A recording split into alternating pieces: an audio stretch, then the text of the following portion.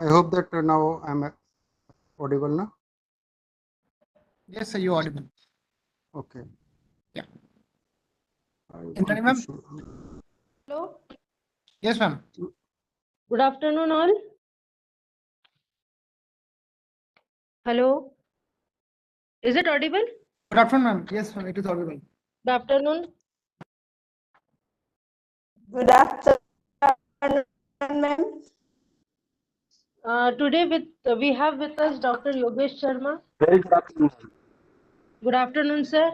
Sir is professor in Swami Shraddhanand College of from University of Delhi. Sir is an expert on NEP, and sir is going to guide us about the National Education Policy 2020. Sir, let us quickly.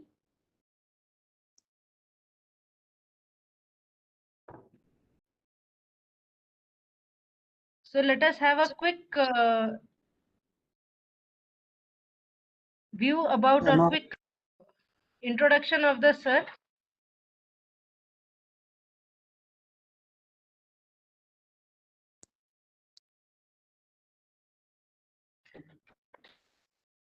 Sir has vast experience in teaching. He is also a IGNOU counselor for the undergraduates and has been a member of syllabus committee of Amity University, Noida. He has completed his PhD from Delhi University and has several research papers to his credit in reputed international journals and almost equal number of book chapters and publication in national and international proceedings. Dr. Sharma has completed CSIR and University of Delhi funded projects, and as well as he is recipient of travel grants from UGC and DST to present his research work in various international conferences abroad.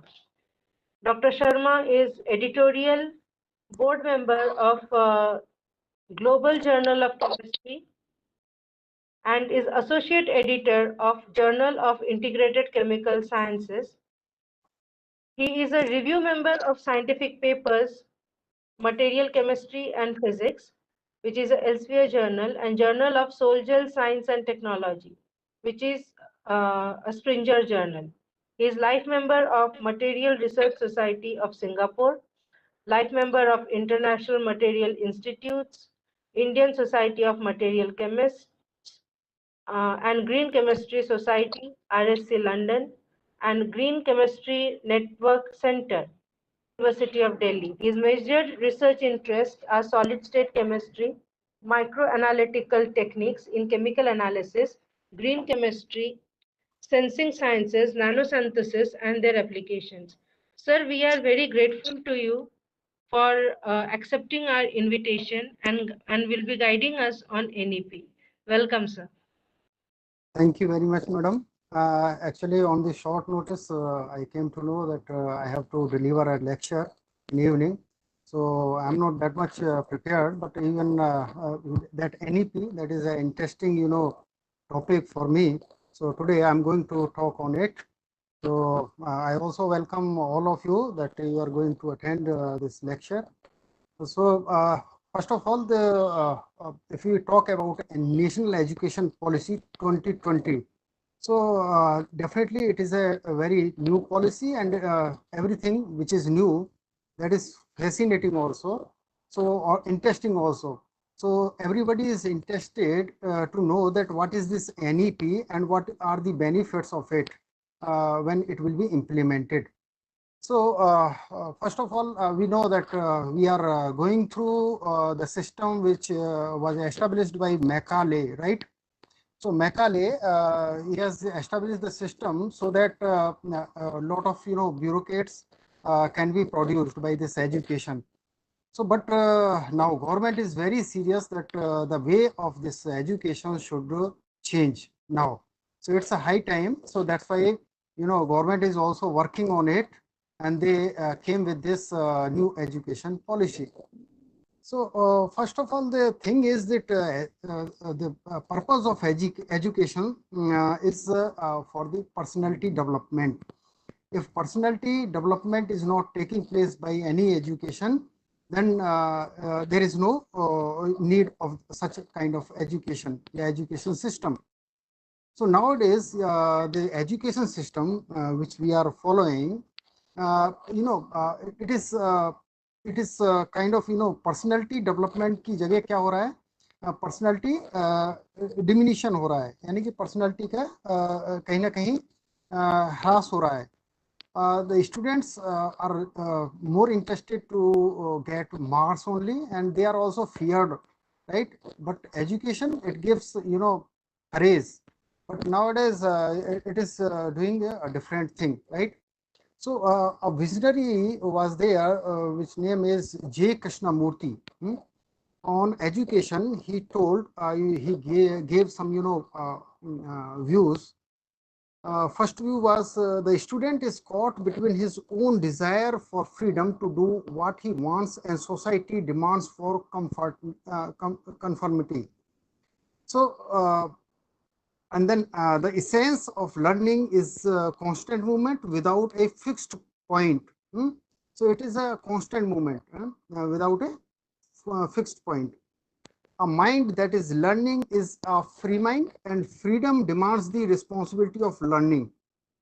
And another point he has given for this education, for the vision of the education, the state controls education. It steps in and conditions the human entity for its own purposes.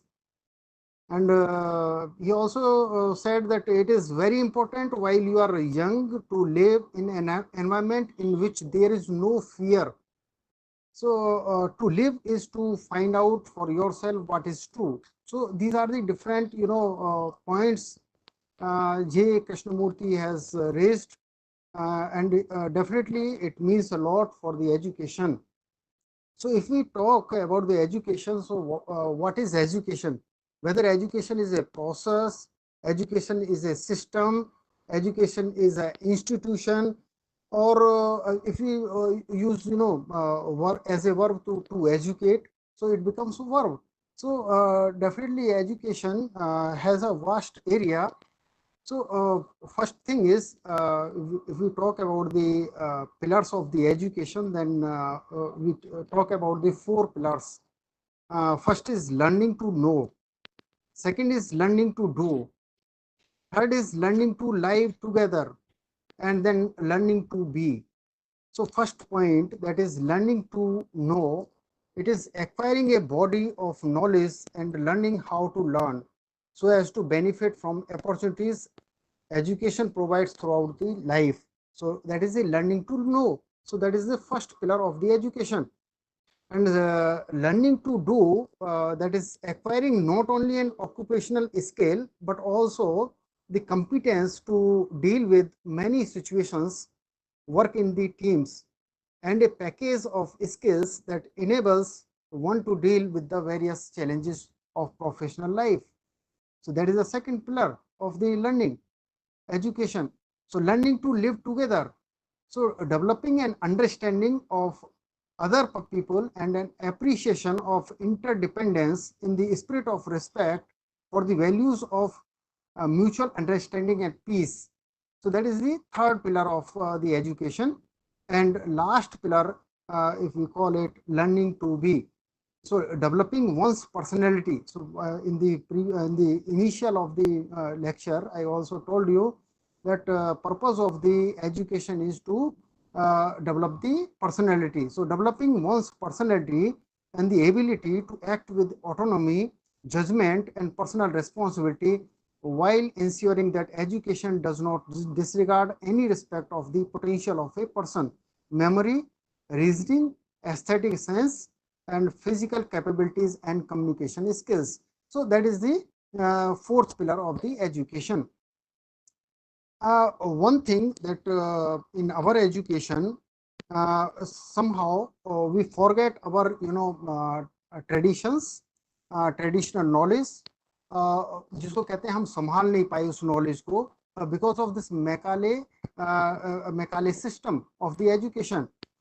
So India is at a point where strong and well-defined steps are needed to rejuvenate the nation and chart out its course for the first half of the 21st century.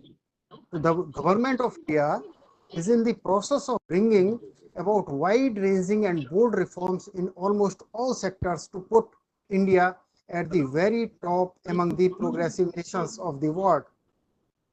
So education has rightly been recognized by the present government as the key sector that can propel the country in right direction. So the education sector has been remarkably developments in the past 5 years. So new education policy 2020, which propose some very fundamental changes in our education system. Many educationists have been eagerly waiting for the very changes that this education policy has proposed. The policy has the vision which is holistic development of youth with emphasis on not only an upsurge in the gross enrollment ratio, but also on skill development as the determining factor to realize the objectives of Atmanirbhar Bharat, an ambitious mission of our Prime Minister Narendra Modi, who always insists upon imparting of skills as a key element of the modern education system, which the present system did not give. So our society has to shift its focus from rote learning to creativity and critical thinking. This will encourage decisions making through out of the box thinking and out use of innovative practices.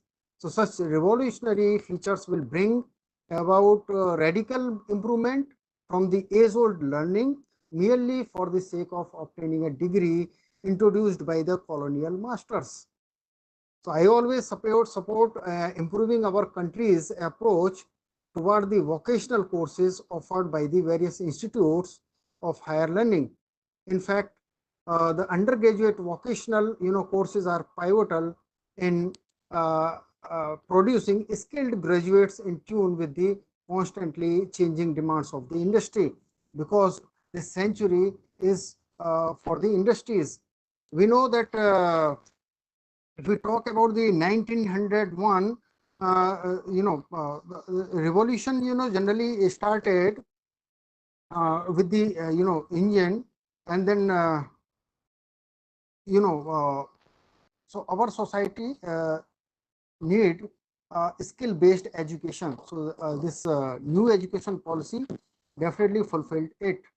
The policy has to set target for providing vocational skills to at least 50% students by 2025 in such a way that the vocational skills acquired at school level may be further extended up to higher education level depending upon the requirement of the individual students. Am I audible? Madam, am I audible? Yeah. Yes, So sir, you're audible. yeah. So the day is not very far when the Indian youth will not be a job seeker, but a potential job provider through the set of the vocational, employable, and entrepreneurial skills imparted to them at different stages of education and training. The government of India has not only emphasizing on skill-based education, but also on skill-based employment opportunities. The emphasis on skill-based school education will help India to achieve Dr. APJ Abdul Kalam's vision of ignited young minds constantly striving towards perfection. So, can I share my slides here? Yes, sir, you can share. Yeah, I try to share my screen. Share screen. Okay. So just a second, I'll just make you presenter, then you can share. Okay. So please try now. Okay. Share content. Share screen. Start now. Yeah. That is visible now. Share. Yes, sir, visible. Okay. I'm going to share my slides here. Okay. That is a skill-based education. What is it basically? So skill-based education, known as technical education, learner directly develops expertise in a particular group of techniques or technology. So vocational education is a skill-based education where learners get skill through practical and academic knowledge. Education is important, but skill is necessary. When the Indian economy opened to the outside world through liberalization and globalization, it created a great demand for graduates with skill across vital industries, right? Which led to huge race to secure more marks and more degrees post the internet and mobile revolution. Job seekers in the formal sector so new opportunities. So this India's population is huge and is fast expanding at a rate of 17% and integrating rapidly into the global economy. So India is among the young countries in the world with the proportion of the workforce in the age group of 15 to 59 years. However, presently only 2% of the total workforce in the India have undergone skills training. So India has a great opportunity to meet the future demands of the world and can become the worldwide sourcing hub for the skilled workforce. So any experience of life that results in the learning is education. Schooling is a planned and organized learning process. The skill transmitted by an innovative farmer to his fellow men, by a mother to her children, are also a form of education. So that may result in the directly productive and tangible experiences or lead to the development of desirable habits of the life. So this is termed as informal education, which mother is giving to their children.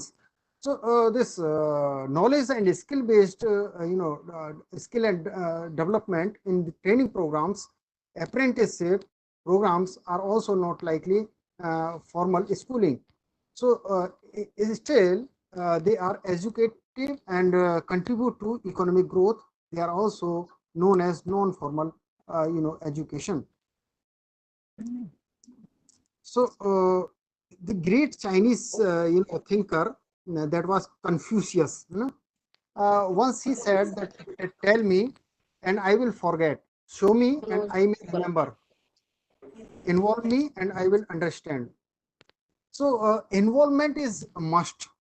In Indian system, one thing I would like to tell you that East India Company, very well. It started around 1900s. So why this East India Company came to India, right? It was a London-based, company. It started its business in India. So the concept they have taken that once some of the worker, he visited in India and saw that here Indians are producing cotton. They were not very well aware about the cotton. They were aware about the wool only. है ना, उनको पता था कि वूल होता है और cotton के बारे में उनको जानकारी नहीं थी. लेकिन जैसे ही वो इंडिया आए और इंडिया में देखा कि अरे जिस वूल को हम शीप से या अदर एनिमल से हम उसको प्रोसेस करके लेके आ रहे हैं, वो तो इंडियंस तो उसको अपने फील्ड्स में, अपने खेतों में उसको उगा रहे हैं. So once that Britisher has said that Indian farmers are very smart. Whatever we are growing this wool, and we are getting it from the sheep and some other animals, and Indian farmers are growing in their fields. So they are very smart. So and then they started their business in India. And they processed this cotton into the wool, and that's what this East India Company started in India. And that after that they acquired whole country, and उन्होंने फिर उसके बाद में शासन किया. हम गुलाम रहे. कहीं ना कहीं गुलामी की जो मानसिकता है वो अभी भी इंडियंस में है. तो कहीं ना कहीं हम डरे हुए हैं. उन्होंने सिस्टम भी ऐसा ही दिया हमको, जो मैकाले सिस्टम है, that is also a system of fear. Education का मतलब तो ये होना चाहिए उतना ही हमें क्या होता है कॉन्फिडेंस आना चाहिए, लेकिन इधर हो रहा है उल्टा, right? So as the education requirements and the system is changing in the current scenario, here is how a skill-based curriculum is different from a knowledge-based curriculum. So in recent times, there has been a lot of discussions on laying more emphasis on the skilling rather than on classroom education in our educational ecosystem. So though both are important, skilling is rapidly taking center stage across the world as the world economy expands rapidly, both in volume and newer technologies. Academics oriented education helps in understanding the concept behind the technology or science, but skill development helps in creating solutions and products. Skill based education is experiential and follows the simple principle of learning by doing as practiced in the real life situations. So that's what this vocational education is most important part of the education and must be. So by hand-on training, I mean giving them real life experience in machine workshop and shop floors. This can be affected by attaching institutes with relevant industries, which is not right now. So for example, students of automobile engineering can gain hands-on experience on the shop floors and of an automobile company. Similarly, students of hotel management can complete their diploma by working at the hotel attached to the institution. In other words, a student will spend a major part of his study tenure with real world experience, and definitely it will be beneficial for the education as well as for the to get the job. So what we inherited has been fully with the problems, right? So there is no system which is having not having any problem. So and with us these problems are inherited. So a fragmented higher education ecosystem, rigid separation of disciplines, limit access for socially and economically disadvantaged, and for those from vernacular languages and remote areas. So lesser emphasis on the research orientation in colleges and universities besides many others. So these are the different problems. So this new education policy, will get rid of all these problems, and definitely it will help to achieve the goal of the new education policy 2020. So generally, we go for the higher education. Then we generally take biological courses. Sometimes we take mathematical courses. Sometimes we take humanities courses. So separation of disciplines also, it is also a hindrance for this people are not that much educated. Education means it is open for all disciplines, but here in this system, if some student wants to take engineering, then he must have mathematics in 12th standard, then only he will get or she will get admission in engineering. Otherwise it is not possible. But now the government has this Ministry of Education find out different engineerings which do not need any mathematics in that. So it is open for those students those are keen interest in those disciplines of engineering. So it will be helpful. So limited access for socially and economically disadvantaged. So those are coming from the weaker section. So this education policy is also a hindrance. So this new education policy definitely, because with education or degrees, you can do your jobs also. In West, these kind of practices are going on. With education, you do your job. Lesser emphasis on research orientation in colleges and universities.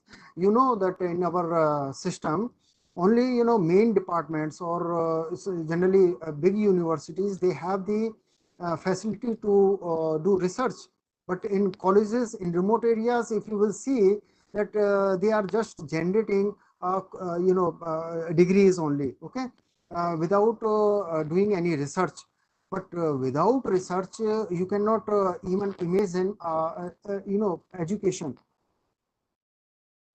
If we divide, education, we see the three, important parts of the education is, first is industry. So industry has to come forward and convert the college lab to production floors so that students learn about the value chain on an end-to-end basis. For this to happen, the industry will need to build shop floors and mini workshops at the institute itself. So one thing that I just made these slides. So some of you may not be, agree with these points. How we can, provide our premise to the, shopping for the, workshops. But that there is a limit for each and everything. So I'm not saying that whole of the college should be for the mini workshops or the building shops. So some of the infrastructure may be used for these purposes. And next is academia. So academia has to open to adopting a curriculum with lots of hands-on practice, and a model where the students can have a 5-day real world practice and 1 day of the classroom session for the concepts. So the whole chain of pedagogy and methodology needs to be focused on the academia.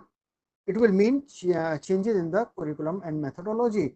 So now this new education policy, it is taking all these points in their policy, and that's what we are calling it. It is a very fantastic policy of the government which is going to implement.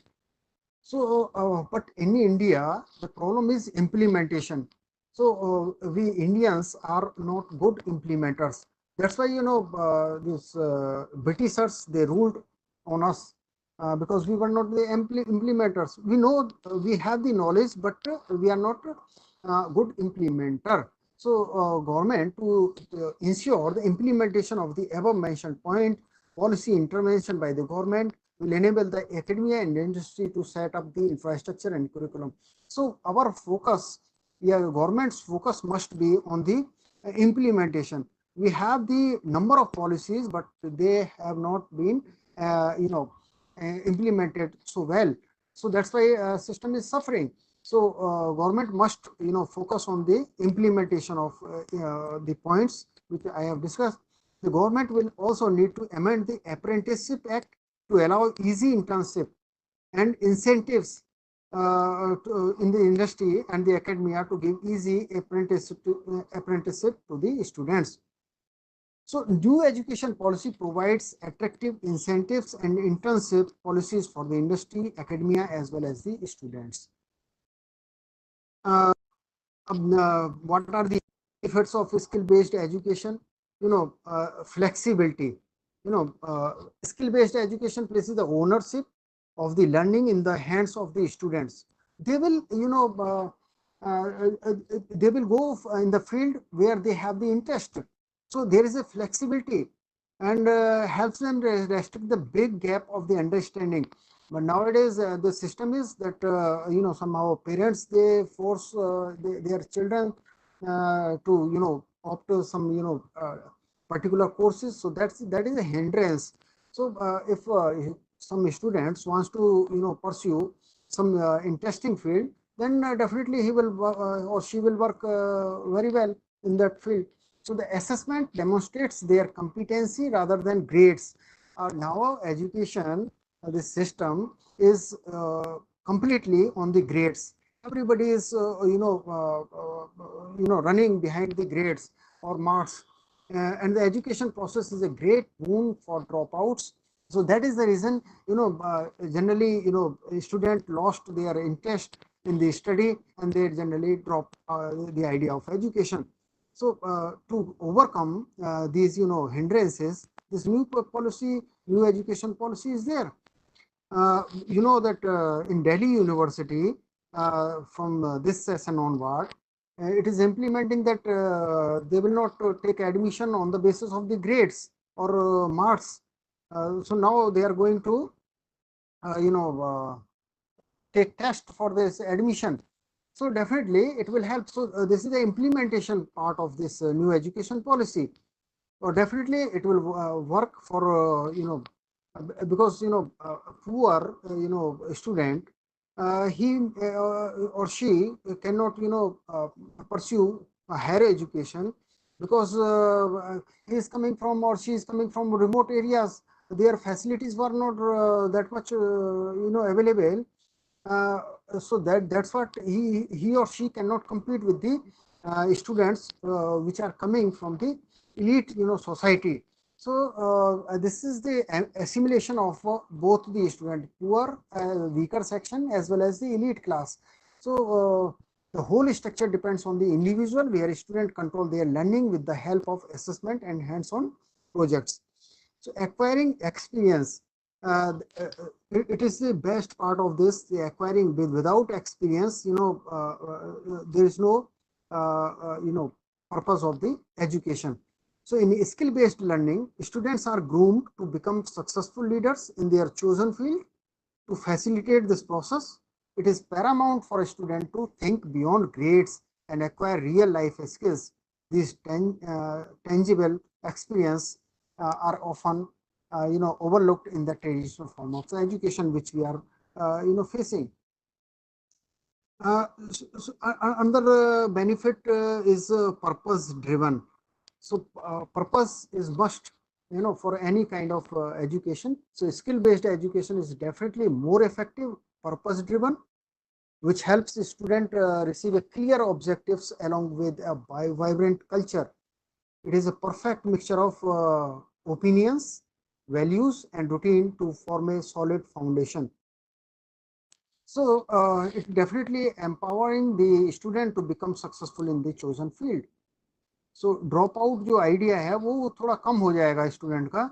So that purpose driven education is must. Okay. And then there are some points that what we inherited over the past several decades or so. So a system of lopsided growth of higher education. It was not a vertical, right? It is a lopsided. And it is elitist bias. As I told you, that weaker section generally drop out more than the elite class. Totally and madly in sync with what is called global rather than the local. Everybody is running behind the globalization, global world. But they are not focusing on the local. So that's why our visionary prime minister, he has focused on this local. So local, if then definitely if we will use local, we will focus on the local things, then definitely we will become world leader, right? Without local, no country can become a world leader. So a total and haphazard growth of educational infrastructure, which reflects certain business, political interests and hardly allows systematic planning of higher education. In new education policy, generally, all these, what we inherited, that is, removed. And UGC also restructured vocational, because vocational, it is not a new term to us. ITI, all these, some vocational institutes are running, but what are they, what they are producing? That is the thing. So these, vocational courses, these were introduced in 1978. The seat capacity was initially decided as 20, but colleges found it difficult to fill in these 20 seats. You see that 20 seats were there, but colleges were, it is very difficult to fill them, 20 seats only. So slowly these programs have gone out of the flavor and completely from the college. So that's why, ITI, that was the very good, vision of the government, but nowadays what they are producing, So there was a high incidence of dropouts from these courses too. Though colleges offered these restructured courses, they are to be taken in combination with the regular disciplinary courses. Nowadays, in our system, for example, BSc electronics person will have to take physics and mathematics along with the electronics. Similarly, BSc forestry or dairy science or horticulture or fisheries student will have to take other pure subjects like botany and zoology. As a result, the student tended to move towards these mainstream disciplines rather than finding their employment in the vocational subjects. तो deviation होता है वहां से. So another reason for students' lack of interest found to be the fact that courses were taught in English as the source books were in English. So more the literature that is available, it is in English only. Vernacular languages, that is also having importance. So nowadays this new education policy, it also emphasizes on the local languages also, so that student should not should not lose their interest in the their interesting subject.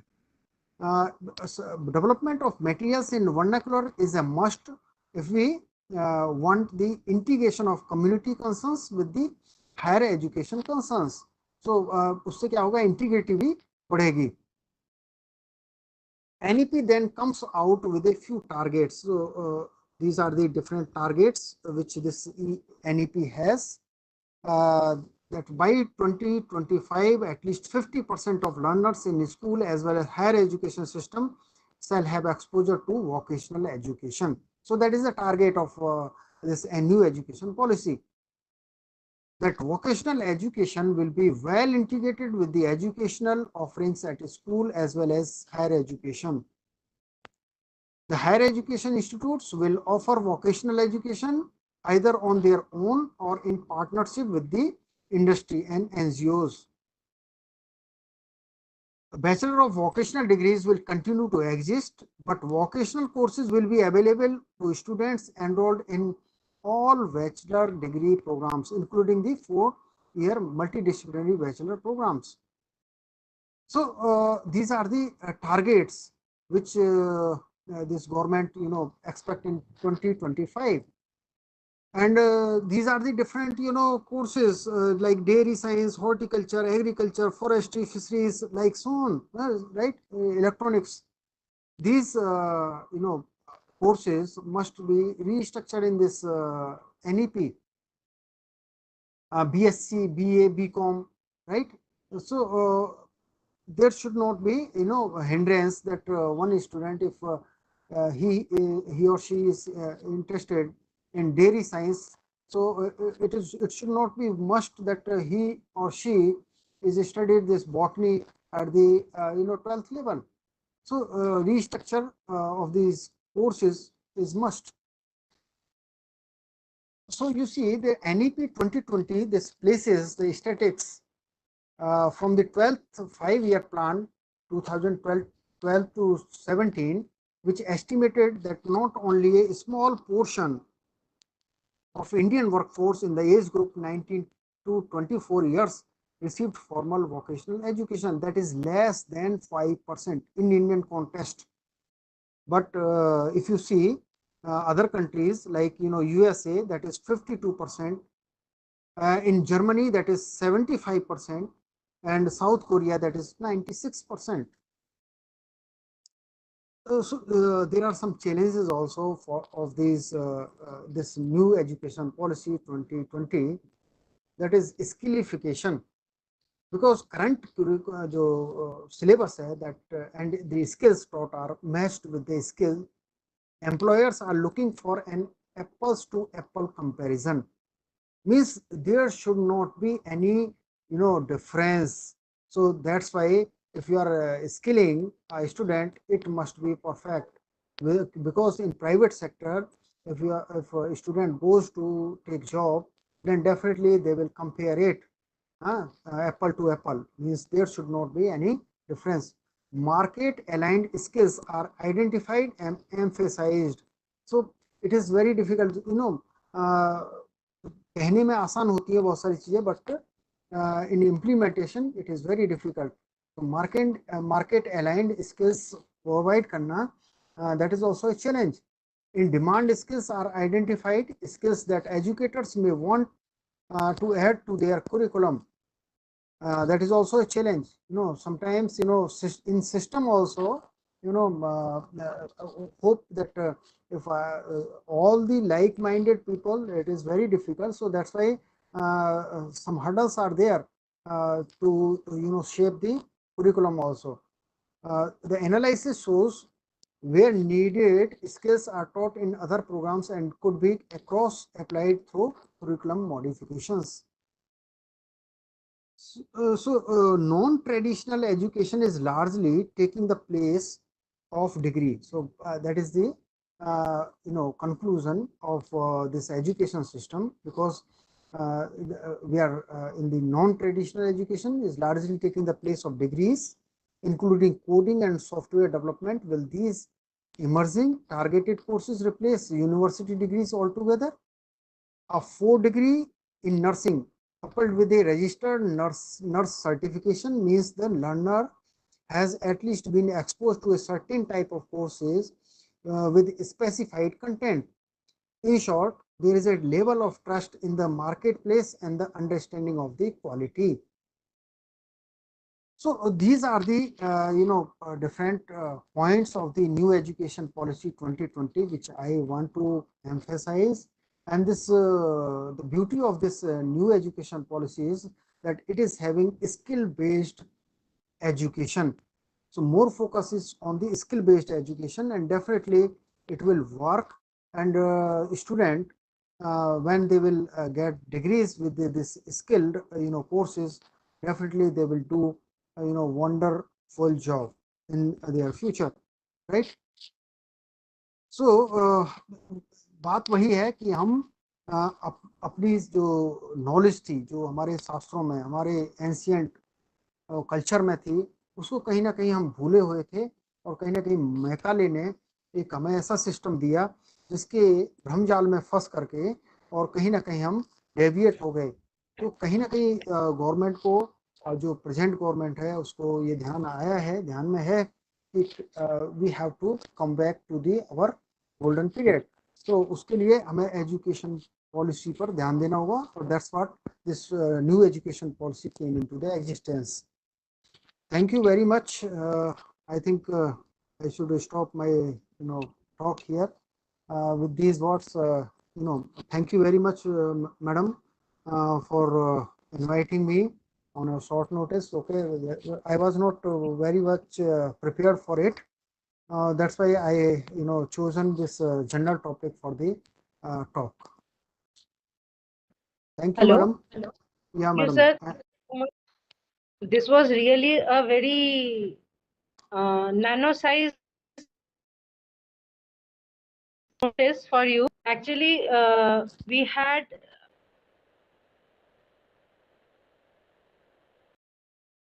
Ma'am, your voice is breaking actually here, no? I don't know why. Some internet, maybe internet problem. To explain us about the NEP. Sir, thank you very much. Thank you, ma'am. Thank you. Thank you, sir. Thank all. you very much. Sir, hope to see you in Nagpur soon. Thank you, sir. Whenever you will invite, definitely I will. Thank you, ma'am. Thank you. Thank It's you. nice, Thank you. nice meeting all of you. Thank you. Thank you.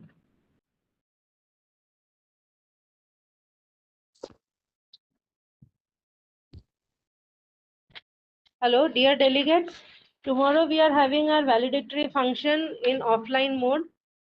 So those participants who are from Nagpur, we would definitely like to have you people over here physically present. So if you all are interested, then you please drop the message in the Telegram group so that we can prepare your certificate in advance, and then there would be no problem in getting the certificates. So please do come. We are having Dr. Devendra Kavde as our guest speaker tomorrow.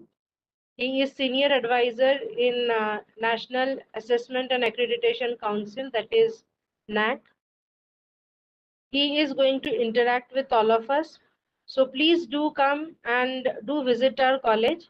If at all you are all from Nagpur, then we would definitely expect you tomorrow. Thank you so much. Thank you, Gurbani sir. So welcome. Hello. Welcome, ma'am. So the feedback link, I'll be sharing it in the WhatsApp, Telegram Telegram group. Yeah, okay. Thank you, ma'am. Thank you all. See you tomorrow.